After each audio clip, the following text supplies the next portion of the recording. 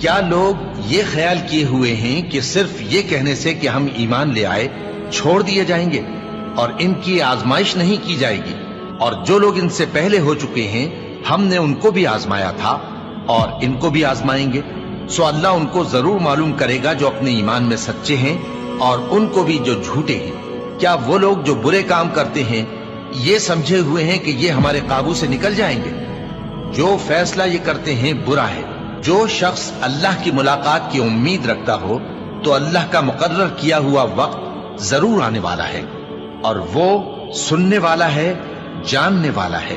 और हम किसी कदर खौफ और भूख और माल और जानों और मेवों के नुकसान से तुम्हारी आजमाइश करेंगे।